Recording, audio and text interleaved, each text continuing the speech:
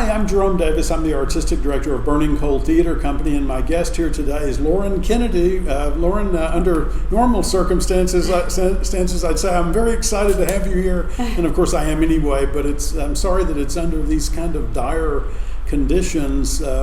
Theaters are not set up to socially distance, that we're set up to do exactly the opposite, to bring people into rooms and gather them together and have them think as a community about things.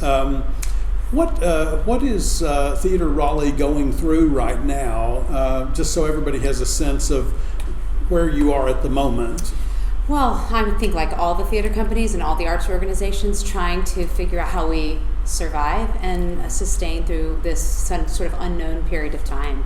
And a lot of like juggling around of shows, postponing shows, canceling shows, but also trying to figure out new media, new ways in which we can still be creative and share content, finding ways to live stream or do online classes, things like that. So it's definitely like shaken us up in a bad way, of course, because of the state of the world, but in a way that may be something where we all learn from and find some new avenues of communication and connection to the public. Did you have to stop in the middle of a rehearsal or a performance? Well, we were slated to open our production of Bud Not Buddy, which is part of our family series show, on last Friday the 13th.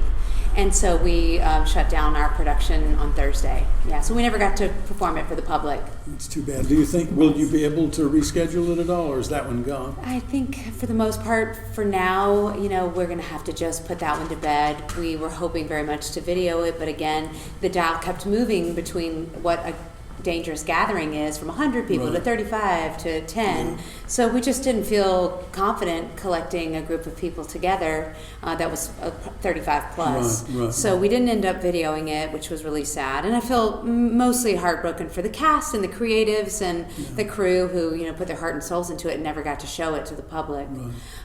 So I don't know if we'll be able to, the way our schedule works and the fact that we are performing in the city building. There's just only so many time slots so we can be in there. So we're just dealing with that. Emily Reyna, who's a friend of ours, was rehearsing that exact same show up in Boston at her theater and had to close it down as well. It's such a beautiful story. Yeah. Well, it'll get out there, but it won't get out there right now. Right. Well, hopefully we'll circle back around to it. We've got the set.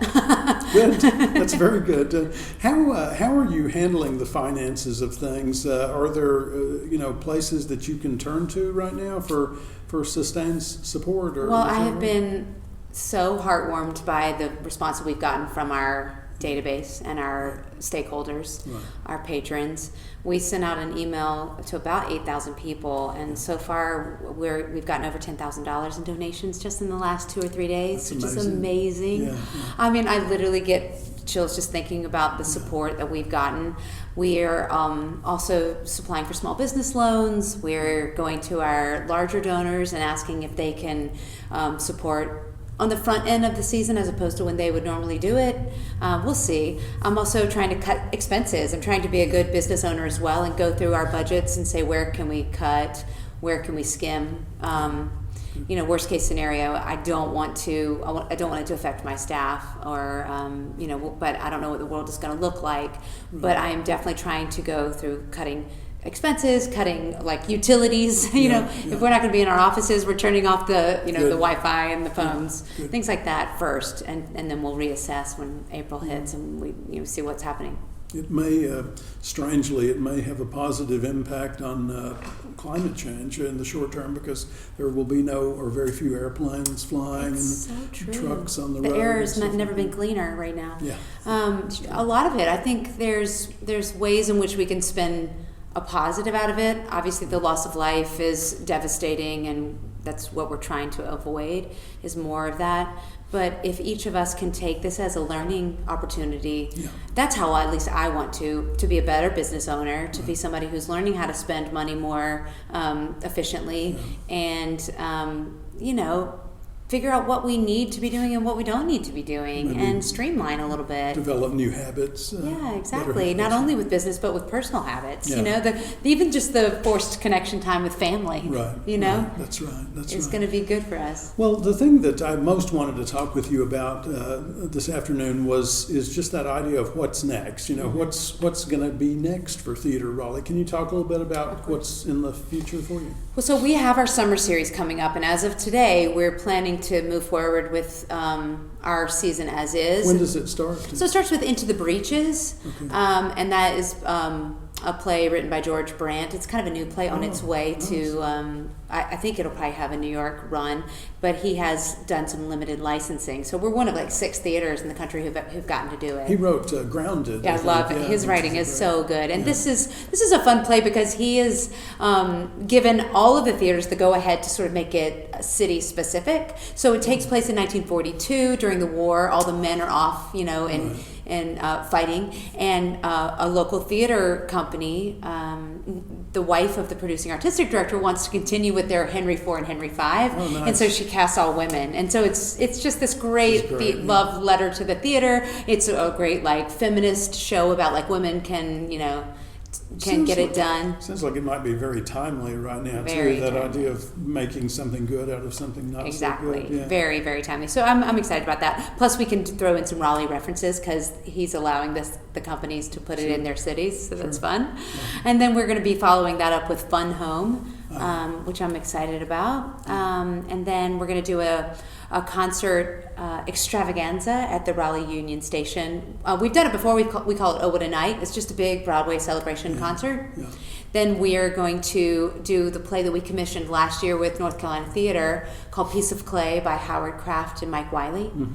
And then we'll finish up our summer season anyway, with Chicago the Musical. That's great. That sounds like a fabulous I'm summer. excited. So that runs throughout the summer? It runs all the way through September 6th. Very good. Very so good. We wouldn't cancel any of those shows, but if anything, for instance, if Into the Breaches, it looks like we're still in this sort of self-quarantining time, we would just pop it to the end and do it in September and October. Push it back, yeah. That's very nice, very nice. Well, is there anything else that you want to say to your audiences or to the population at large here in Raleigh?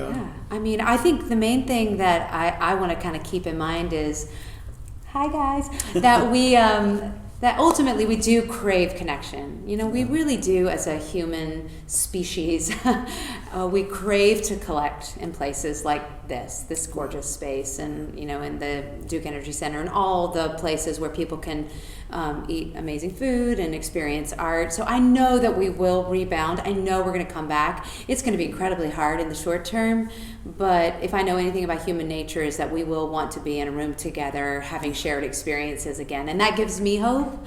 And I think we all will be busting out of our houses in a month or so. Let's hope. Ready. Let's hope. I mean, hope gives me my life's blood, so I'm, you know, sometimes people tell me I'm a little Pollyanna-ish. I tend to go to hope immediately, but I do think that we will rebound and we'll spend money at, you know, the retail stores, and we'll go back to arts organizations and eat in restaurants again.